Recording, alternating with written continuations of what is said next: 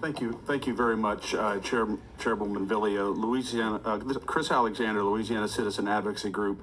I'm going to respond very briefly to Representative Horton's point, even though she's not in here right now. Right now, there's legislation pending in the legislature that would establish that no local municipal ordinance can be more restrictive with regard to guns than current state law in Louisiana. So right now, those local ordinances would be illegal if this law passes. It's Blake Maguez. I wanted to respond briefly to you, Representative Knox, for a minute. I have a lot of respect for you, and occasionally you and I do agree. But I wanted to say, you asked the question a minute ago, what if there's a sober felon in the crowd who wants to kill somebody?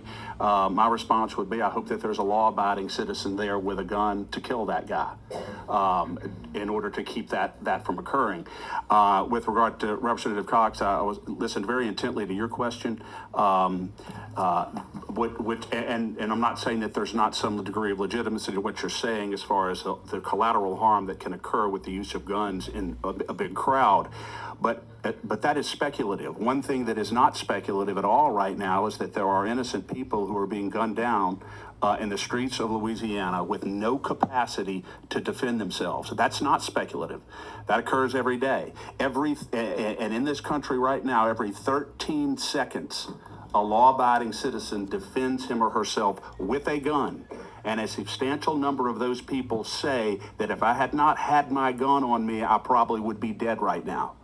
And so the Second Amendment exists so that law-abiding citizens can protect themselves from harm in public. That's why it exists. And with all due respect to the NOPD and all other law enforcement agencies, when the NOPD and any other law enforcement agency in the state starts protecting every innocent citizen from being killed by a thug with a gun, then I will defer to law enforcement when it comes to a fundamental Second Amendment right. But until that happens, every individual has an absolute right under the Second Amendment, who is a law-abiding citizen, to conceal carry. And we just passed that SB 1. You're exactly right, Representative Wiley, and I could not agree with you more about piecemealing this. We just passed SB 1, which codifies a core fundamental right to permitless carry in this state, and we're already trying to roll it back. And it's not fair. It's not consistent with SB 1 or the parameters that we've laid down.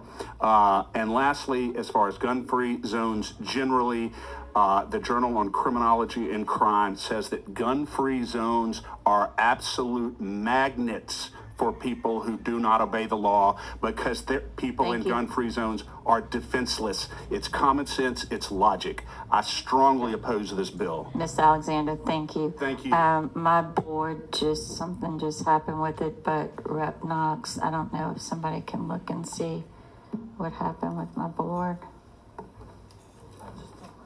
Rep. Knox. Thank you, Madam Chair. Mr. Alexander, thank you again for being here. And there are times when we do agree, but most times we don't agree, and I appreciate your statements. Just to address them real quickly, as you know, as a machine gunner, combat veteran, U.S. Marine, I fully support the Second Amendment, but I have exceptions with everything. To the point that you mentioned about local authority and state preemption. It's funny to me that sometimes you all can be in favor of local authority, but as it relates to guns, you don't want the local authority to have anything. What is also remarkable to me is that all of you all who are here today who are opposed to gun-free zone, none of you live in my area. None of you have to live with the day-to-day violence that I have to experience and my constituents have to experience in my district. You all are talking about my district, but none of you all live in my district, so I take issue with that.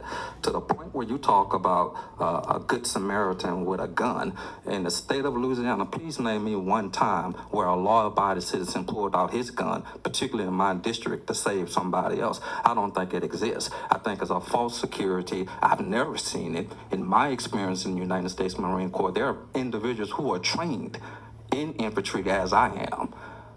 and still have reservations about pulling out a gun, particularly in a crowd. And that's an individual who has, as I have, 6 months of training on a 3-system weapon system. So please don't tell me about what a law-abiding citizen would do who are not trained and who's not used to pulling out a weapon to somehow defend people they don't even know in a setting at a parade. So I take issue with that, but I'm happy to contain the conversation further if you like. But if you can name me a scenario in the state of Louisiana that fits what you just described, where a law-abiding citizen was in a situation, particularly on a parade route, let's use that since we're talking about it, or in any other dangerous situation, where a law-abiding citizen pulled out their gun to defend somebody else, because I'm not aware of it.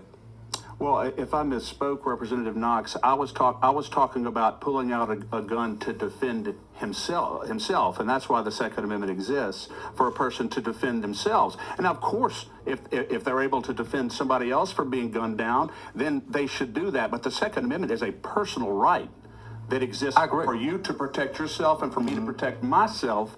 And by the way, I appreciate your service. I think I've told you that my dad was a U.S. Marine. Yeah.